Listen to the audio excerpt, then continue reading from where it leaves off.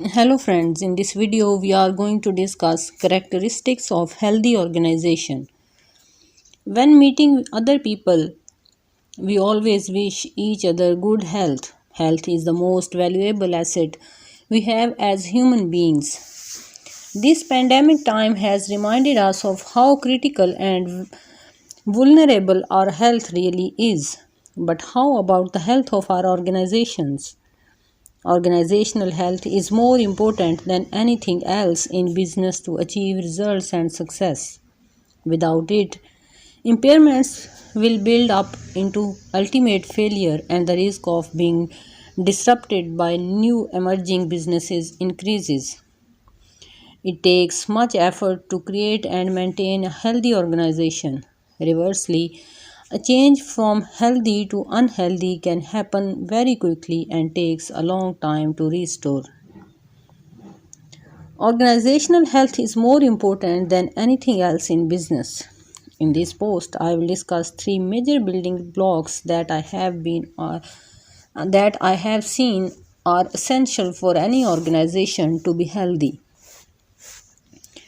Healthy organizations have better relationships with their employees, customers, partners, and suppliers.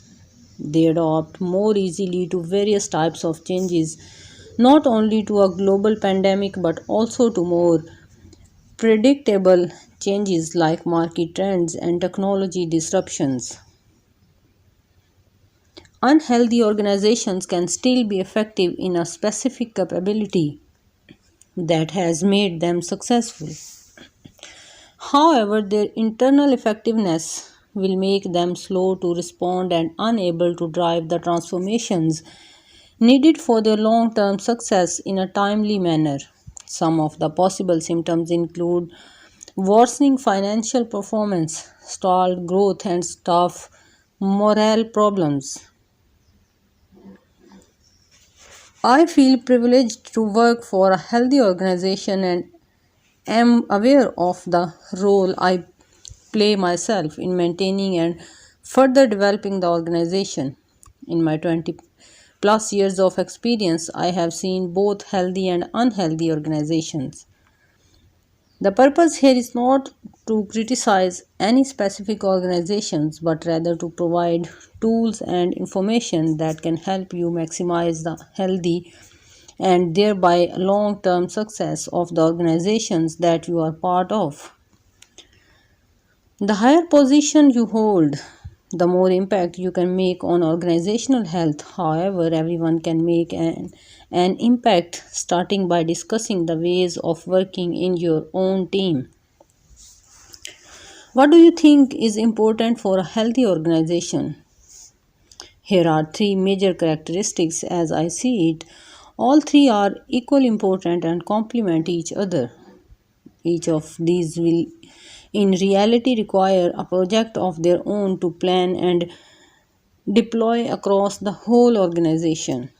Number one is values and culture are defined and lived every day. A healthy organization has a set of well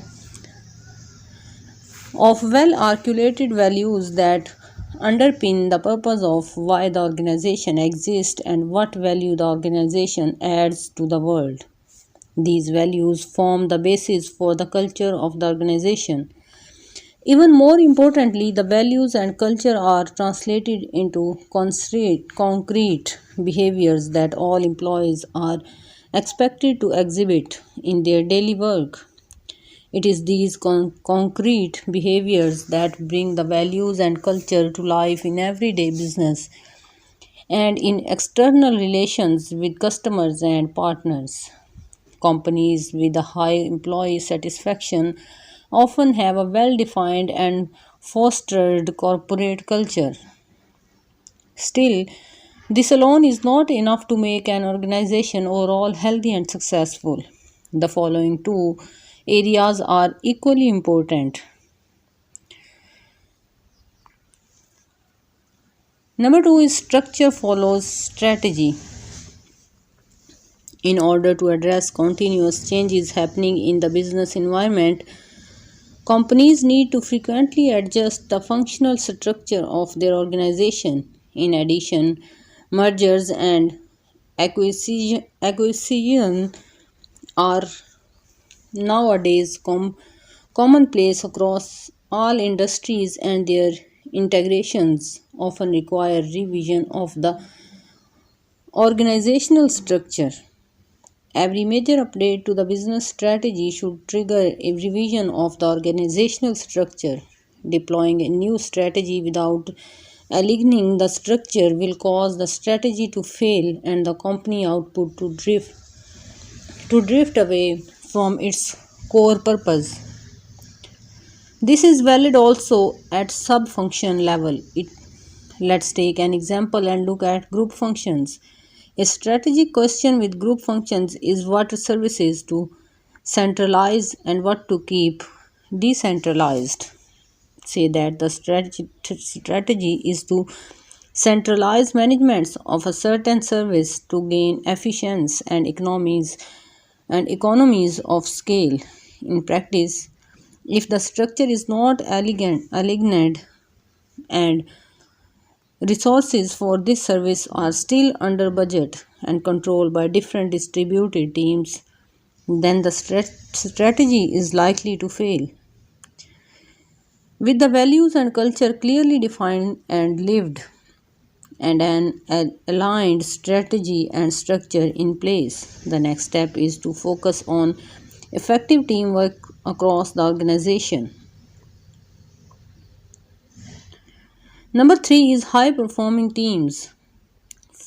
For an organization to be healthy overall, every one of its teams must be healthy and effective.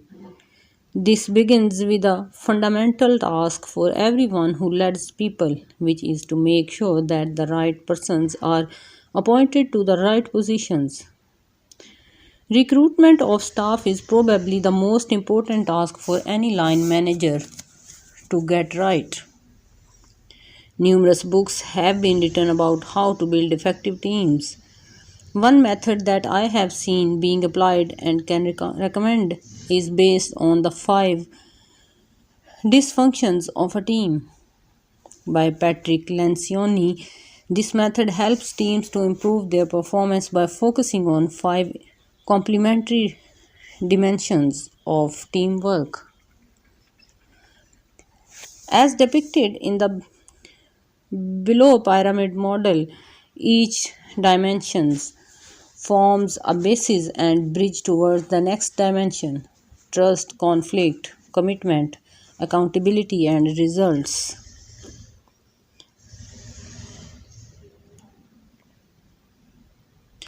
The model can be used to increase teams' awareness of their strengths and weaknesses and to improve their performance, starting by running through a set of workshops to address the dimensions one by one. Thanks for watching my videos and don't forget to subscribe my channel. Thanks a lot.